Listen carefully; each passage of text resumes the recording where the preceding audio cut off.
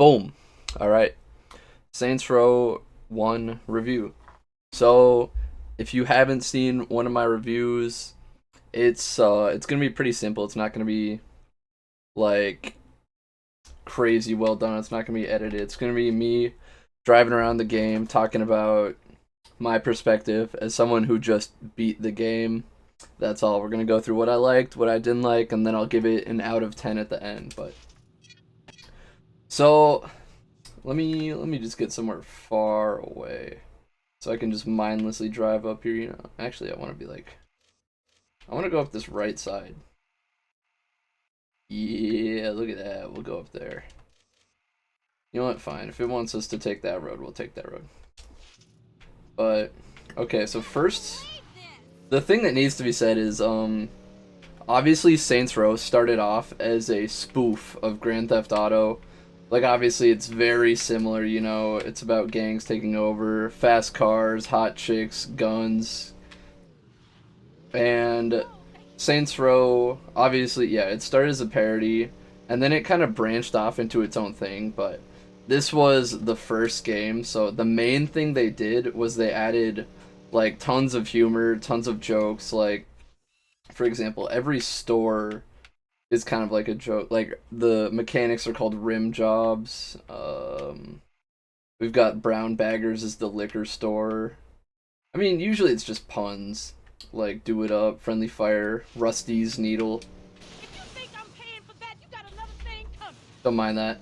But like even the restaurants, like the chicken restaurant is called Lick a Chick. The main there's a spoof of Wendy's and it's called Freckle Bitches. So obviously it's trying to have fun. I think all the characters. Okay. Most of the characters are pretty funny. Like, you've got Johnny Gat, you've got Troy and Dex, they've got some great combo. And then the MC, the main character, he has he only speaks one line at the end of each of the gang quest lines, and there's four of them. So he says four lines and they're all pretty fucking good, but the biggest thing comes from like just the random NPCs on the side of the road. They'll just shout out like, let me. Whoops. Okay, whatever. That wasn't a good example, but this game is hilarious. If you play it, I would recommend listening to the radio. There's like 10 stations, and another thing this game did is they made a ton of original soundtracks. Like, not all of them are original. Not all of them have like there's Beethoven, there's Bach, there's some big rap artists. I think there's some rock songs in here, but a lot of the songs actually are originals that Volition made, and I think that's super cool to have in the game. And then they also have record stores where you can go and buy all of them. Oh wait, did we just pass a Freckle Bitches? Yeah. Let me show you. Oh, don't mind that.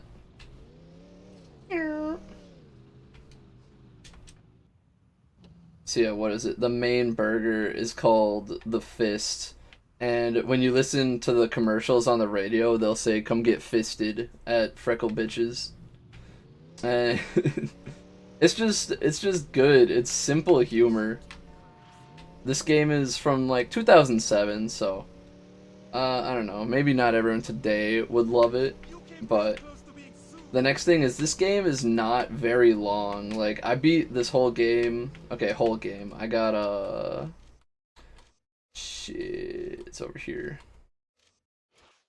I got to 65% in this playthrough, and my original playthrough was 66%. But that was me doing, like, I would say the bare minimum of side missions. There are dozens of activities. There's like, excuse me. So each of the three districts, there's the Carnalis district, the kings, the vice kings, and the rollers, and each one has hijacking, escort, hitman, racing, chop shop, drug trafficking, snatch, and mayhem. So what's that? 1, 2, 3, 4, 5, 6, 7, 8. There's 9, 27. There's like 27 side missions, and they all go to level, I want to say 6 through 8 in difficulty, and the last levels are definitely challenging. So you could probably squeeze like another, I don't know, I want to say like 8 to 10 hours out of this game if I felt like maxing those out. And I like how they did it in this game. They give you a reason to do the side missions besides just getting money, because underneath my health bar is the purple bar, which is respect. And you need one respect bar to do each mission. So if you go to a mission, if I went to a mission right now, I wouldn't be able to start it because I don't have enough respect. So you got to do the side activities, and then if you do all 8 levels of a side activity and you max it out, you get rewards. I think the only side activity I maxed out besides Hitman was drug trafficking, and I got like reduced damage from explosions. Like I wish the game would tell you what the reward is, what you're gonna get from like each one, but I guess, you know, it's whatever. It's semantics. It's maybe to incentivize you to do more side activities, but yeah, this game isn't super long. I believe it took me, I played it for 3 days, and it was like 3 sessions of 5 to 6 hours, so it was like a 15 to 18 hour game as a casual playthrough. If you added all the side stuff, I'd say you could get 30 hours, maybe 40, if you wanted to run around the map and find all the collectibles, because they have all their original songs. There's a CD hidden around the map that you can find.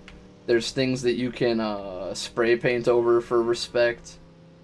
There's a good amount of stuff to do in this game, but it's not like to modern gaming where it's like we have 200 hours of content. It's like, okay, all right, I'm sure you do. But let's see. I think the driving is a mixed bag, but overall I would say I like the driving. Like literally right away in the first episode, I found out that left trigger was drift, and I drifted every single turn in the game. Like there is also a good variety between the cars. You can definitely tell the sports cars are much faster than the regular cars, and they have better turning in most cases. Like you can drift a lot harder. Some cars do take wider turns, some are way slower. So you get a nice variety, but overall I would say I really enjoyed the driving. It's the NPCs driving that is the mixed bag part, but we'll get to that in the negatives. I already kind of touched on this, but there's a great variety of cars. Like when you're in the like lower half of the map, like the downtown, the Saints Row area, you get like a lot of like the poorer, crappier cars. But then when you cross the bridge and you go to the north half, you get like the luxury cars, you get the sports cars, and then there's a good variety of mission cars too. Like there's one where you drive a limo, you drive a bus, you drive a bulldozer. And then I think you drive like all of the NPC's main vehicles. Like you drive Julius's, you drive Gats, Dex's, Lynn's, even what's his face. You usually drive the opponent's vehicles too. You get Joseph's car from the Rollers for a mission or two. So I think solid variety of vehicles. And then for the hijacking and chop shop missions, it also shows you that too, because you have to go around stealing the cars and bringing them back. So I think the driving's good. I think the variety's great. The missions also, like for this game, it really boils down to you kill people and you drive fast cars. But with that, and with like early 2000s gaming, I think they still did a pretty good job of giving you variety. Like obviously there's the driving and shooting missions. There's ones where the NPC drives and you shoot. There's one where you have to like defend areas. You have to use specific cars to get things done. You have to go kill a certain number of people with a specific vehicle. Damn, really? But yeah, I think there's a solid, what the hell? Sorry. I've got like bullet points on my other monitor, and for some reason it just went to the top of the screen right there. But yeah, let's see what's next. One mechanic in this game that I really like compared to similar games is Forgive and Forget. Forgive and Forget is the stores that look like, you know, a halo and a beard. Basically, if you have notoriety with the police or with other gangs, you can go to a Forgive and Forget and you pay an amount based off your notoriety and it completely cleanses it. I'm sure other games have might have similar mechanics, but I'm not fully aware of them off the top of my head. So it is very nice when you like accidentally shoot a cop or something that you can just drive over the Forgive and Forget and boop, okay. Which is way better than either escalating it up to 5 stars and then eventually dying to some bullcrap, or literally just we'll just go back. Or literally just like hiding out and waiting for 5-10 minutes. I think in the later Saints Row games, specifically 3, you have to you go to cribs. Like if you have like a home turf, you usually have a crib in that area, and if you go there it cleans your notoriety. But I really liked Forgive and Forget in this game. Let's see.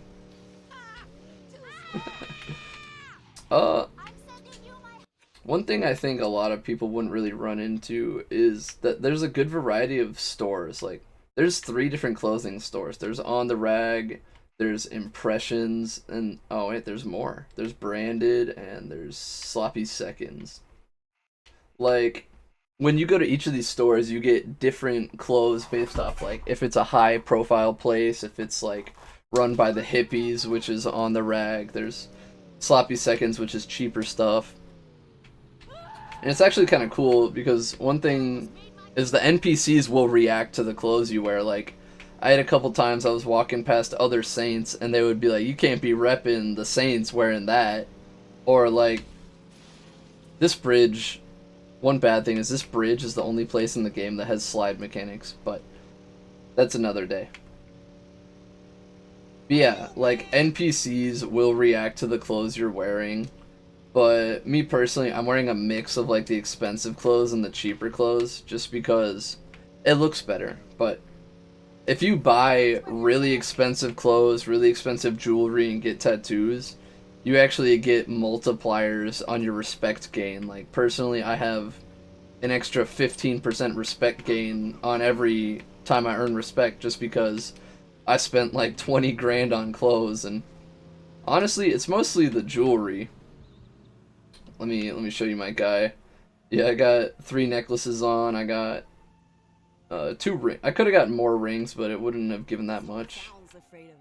I got the bracelets. Oh, sorry, guy. It's a 2-seater. But yeah, it is nice to get a variety, and then also the fact that the NPCs will talk about it. Like, when you're in the nicer neighborhood, if you're wearing crappy clothes, the girls they'll be like, get the fuck away from me, freak. But when you're wearing nicer clothes, like, there's always some that are nice to you, but when you're wearing nicer clothes, they'll talk to you more. You'll just get more positive lines. And then the last thing I wrote down for good is that your allies are actually useful. Like, this isn't one of those games where when you have, like, allies with you, it seems like they do significantly reduced or less damage.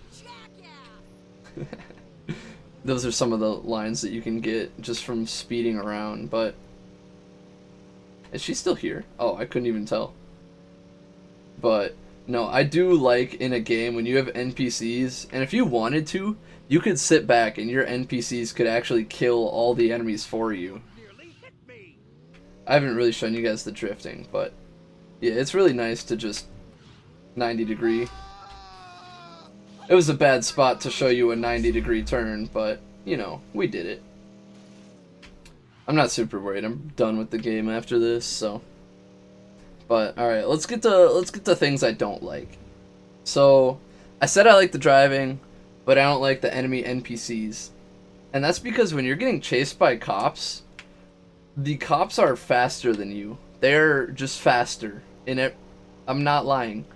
During like the final missions, I was running away in the FBI truck, and I was at top speed, and an NPC in the same truck, literally just like you could see him on the mini map. He just right up to me, and then once he's matching me, it's like he slows down, and it's like, come on, man. It's just annoying when the NPCs don't have to follow the same rules that you do. Like, obviously on your screen there's no speedometer. There's nothing to indicate your speed. And you drive just by holding A for forward and X for backwards. So you can't like just slightly tilt forward to get less speed. So you know when you're at max because you're no longer getting any faster.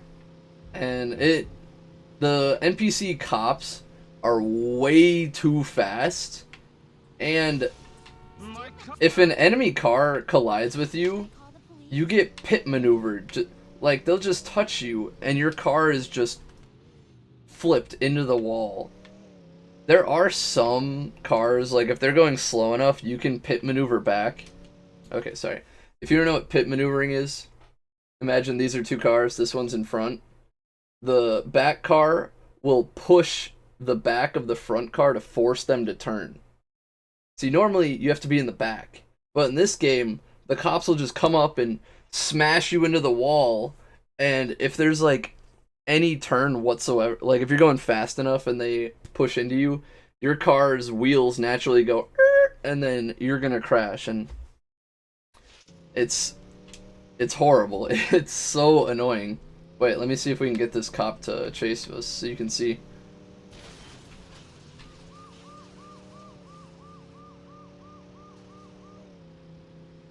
Is he gonna catch up? It's gonna look really bad if he doesn't even catch up. Okay, whatever. Whatever. When you play this game, most of the missions will give you like 2 to 5 stars. So you will definitely see what I'm talking about. When you're running away, and there's 3 cops, and they just appear next to you, and then, like, you just get pit maneuvered because they touched you slightly. It's a horrible feeling. Which brings me to my next point. The reason it feels so bad is because the game has no checkpoints. Once you start a mission, that's it. You're gonna beat the mission, or you're gonna die, and you're gonna replay the entire mission, like cutscenes and all. Yes, you can skip the cutscenes, but it's literally just like if you have a longer mission, or if you have a really hard mission, like one of the final ones, but it has like a 2-minute drive over, like the Los Carnales final mission. You and Dex drive all the way from the church to the airport, which is from here. Sorry, like from like right here all the way down here. You drive all the way here, and then you switch places and you're the gunner. And if the NPC fucks up the driving and you die, too bad. You have to do the entire drive all the way from here, all the way back down here just to try again. And some of these final missions are not easy. I got incredibly lucky on my playthrough, and every mission that I kind of struggled with in my original playthrough, I managed to beat it first try. And you can see how close it was, like the rollers mission. The rollers mission, when we entered the final cutscene, I was on fire. And when the cutscene ended, it went back to my car, and just sitting there for 2 seconds, I exploded. And if that would have happened during the mission, I would have had to do the complete drive back, the complete catch up, and then do the actual mission. And it's just, it's so annoying for something that should be easy. But I will say, I don't think any of the missions, or any of the driving only missions, take more than 5 to 7 minutes maybe. But there are just some of them where it's like, really? You couldn't have given me a checkpoint? Like, it would have been mission impossible for you to do so. Let's see what we got. How am I supposed to get laid in a beat up ride? Okay, the next one I have is store locations. So let's say you just finished the mission and it puts you like right there. You're right here and you're like, crap, well I need a car. You know what the nearest rim jobs is from you? All the way over here. And then there's a second rim jobs right here. I know this one. Oh my god, they're in the same freaking... I always thought that this one was technically in this, so it was at least a different neighborhood, but oh my god, they're both in the same neighborhood. There is no rim jobs in this portion of the map. Is that a gun store? No. There is at least... Ooh, 65%. There is at least a gun store in this massive portion of the map, and I know it kind of makes sense, because this entire place is like 2 museums. This place is the fancy jewelry place, but really, you couldn't have slapped a freaking rim jobs like right here in downtown. It would have been that hard for you to do that. So you can take the train stations in between places, but honestly, there's so many times where it's like, I just wish I had my car, man. Like, why can't you just teleport the car that I started the mission with to me at the end of the mission? If you're gonna drop me off somewhere random, drop my car off there too. But that's like the main example, is how the rim jobs are spread out, because the 2 main stores you're gonna go to is rim jobs for cars and friendly fire for ammo. So sometimes it's just egregious. Sometimes you're like down here and you're like, oh, I need to go get some ammo. And then you're like, oh, hey. Okay, wait, there's one right there. But whatever. It's like I said, the main example is being in the north and needing a rim jobs. Like, your best option is to go to the dealership and buy a new car. Ridiculous. I mean, later on you do get this crib, but if you're like me and you did Vice Kings last, you don't have this crib until the end of the game. So, it does suck, especially when you just want to repair your car, because you saw earlier, you can just go into a rim jobs, you just press Y, and your car is instantly repaired to full. Which I also like. That's a nice simple thing. Let's see what we got. Ooh. The next one I put is, so when you go to friendly fire, when you buy a gun, it costs, let's say, $1,000. But now that only gives you 2 mags. Now you gotta buy more ammo. Guess what? It costs you another $1,000. Every single set of 2 mags costs you $1,000. It's gonna be nighttime, so I'm not gonna be able to go into a store and show you, but I could try and get there in time. Don't mind that. Don't mind that. But no, I think once you have the gun, you should not have to pay full price for the gun repeatedly, because that really means the only way you're going to be able to use the rifles is in like the last third of the game, when you have enough money to go in and buy ammo after every mission. Perfect, stop. Alright, here we go, perfect. It's open. If you need me to show you anything, just ask. Yeah, so let's say I wanted to buy this pistol. It's on sale for $35 right now. This is a 65%. Okay, let's say I wanted this, $420. Will this be I all buy today? it. See, I only have 12 bullets. To get more bullets, another Would you $420. like to pay for that? I only got 12 more bullets. So, having to pay full price is just ridiculous. It should not be that way.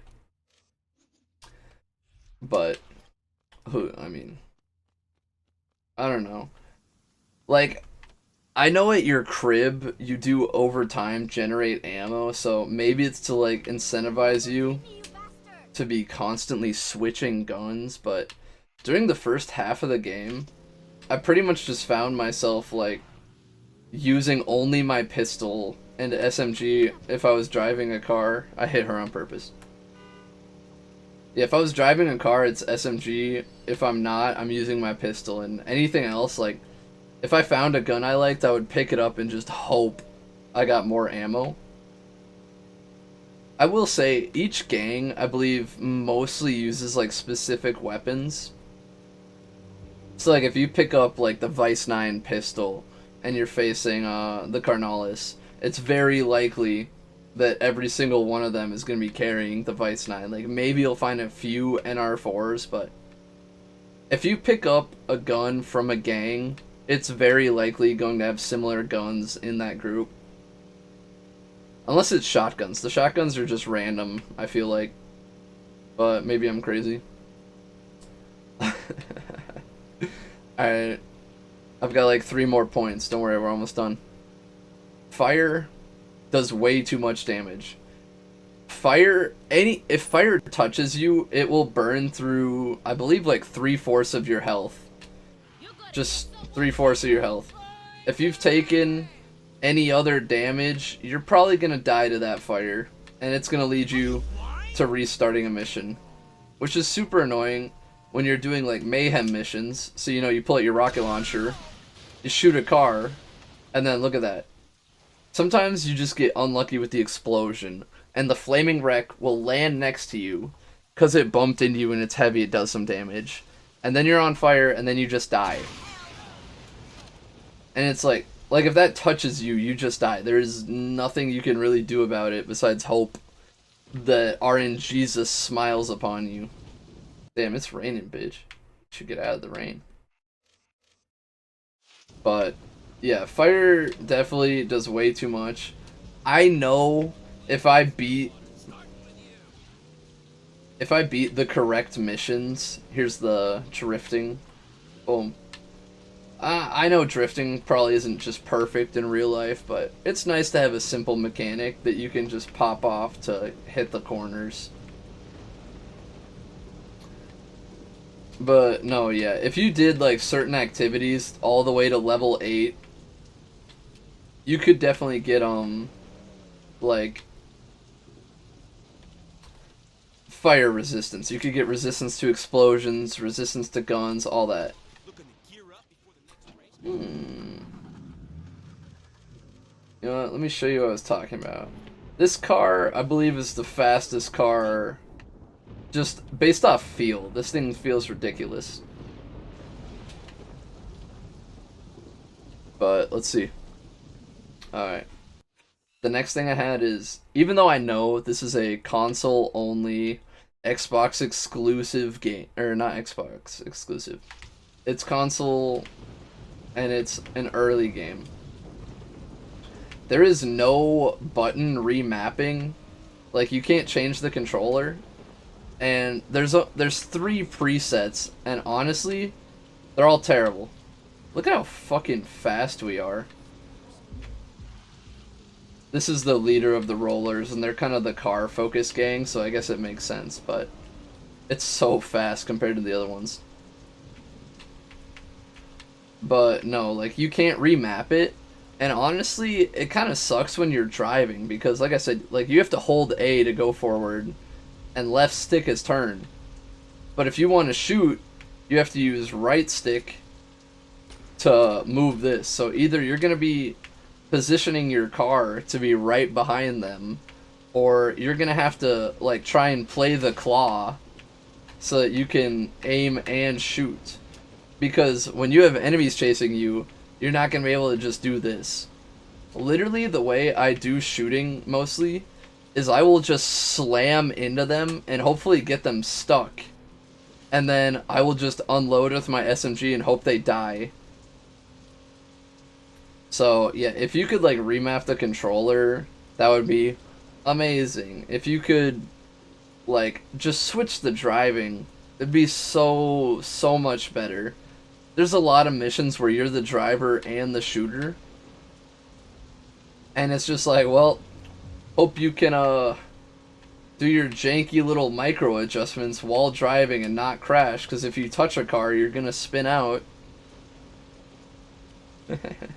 Yeah, that was really my final point, was, to drive and shoot, you have to use the claw, like, index pointer on A, and I'm not gonna say I used the claw. I've really never used the claw in my life, but I had to, there were a couple missions where I had to adjust into it.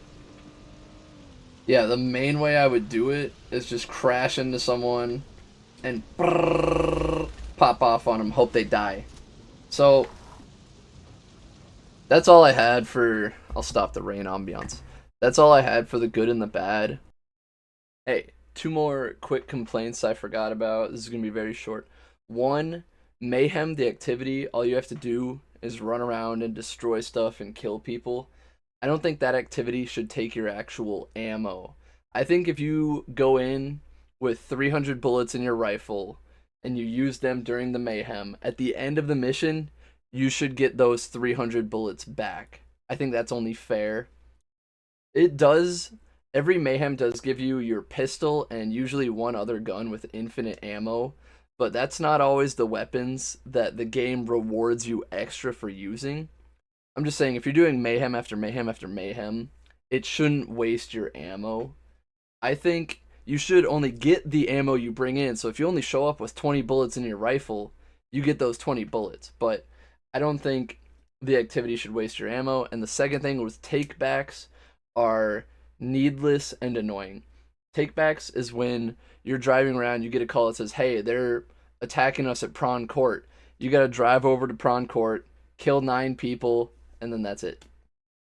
The only downside, if you don't deal with this, is you will run into more opposing gang members there, and you won't get your $500 a day from that neighborhood. But in Saints Row 1, the money is really not that important, because I think I picked up my money from the crib maybe 5 times in the whole playthrough. So, takebacks are just needlessly annoying, and Mayhem shouldn't cost ammo. Those are 2 things I forgot. Back to me. My biggest points are, if you haven't played this game, I would recommend it. It is hilarious. The radio stations, the commercials, the advertisements, the NPCs, like just the random dialogue. It's all so funny. Let me see. I'll just give you an example. I don't think I started this escort mission, so it'll show us a cutscene. And usually they're pretty funny. So let's see. Let me turn up the game audio so that you can hear it. Turn up to there. Let's see.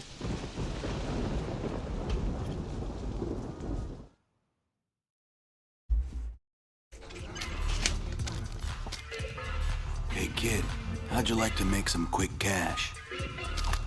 Evidently you aren't familiar with the no touching rule. You want the money? You do me a favor. I got a couple of high-profile regulars who want a little more than a lap dance. Now normally they could go off to the VIP room, bust a nut, and be on their way. But these guys have special taste they like to keep, private. Being caught with a hooker is bad enough. Being caught with a fat hooker's even worse. I got a girl waiting in a car out back. All you gotta do is pick up the John, give the 2 of them some privacy. Just make sure no one sees what's going on, alright? Like, obviously, that's not the best example of the funny cutscenes, but that's literally just one of 27 activities starting cutscenes, and then every mission will have some cutscenes, and usually it's very funny. So yeah, if you haven't played this game, it's not super short. It is hilarious, and as long as you're okay with driving the claw on maybe like 3 to 5 missions, I don't even think you'd struggle. I brought up the gun thing, but money isn't much of an issue. If I went back to my crib more often, we would have been perfectly fine. But the only real problem with this game is that there's no checkpoints.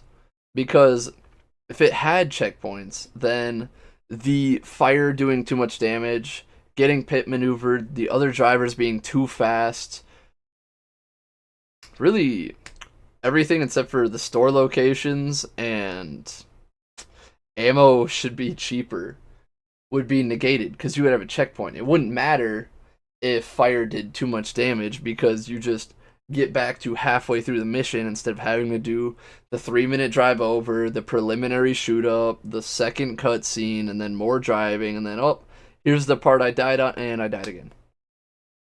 So, as the game is, I would say this is, I'm going to say an 8 out of 10, but if it had checkpoints, if they're, like I said, this is console only, so you would have to emulate it if you wanted to play PC, and I'm not smart, but if you could emulate and mod it and someone could add checkpoints, This game, easy 8.5 or a 9 out of 10. Like, it's very funny. It's got a pretty simple story. It's got a couple sad moments, but pretty much it's just upbeat, funny, and action packed. So I don't know what else you really wanted from a video game in 2007, but I think this game delivered pretty well, and it led to the Saints Row series. We're not going to talk about where Saints Row is today, but Saints Row 1 through 4, depending who you are, very fun games. Definitely 1 through 3 are amazing. So anyway, that's what I got to say. I'm going to say 8 out of 10. I hope you enjoyed the video. I hope you have a nice day. I hope I'll see you in the next one. See you guys.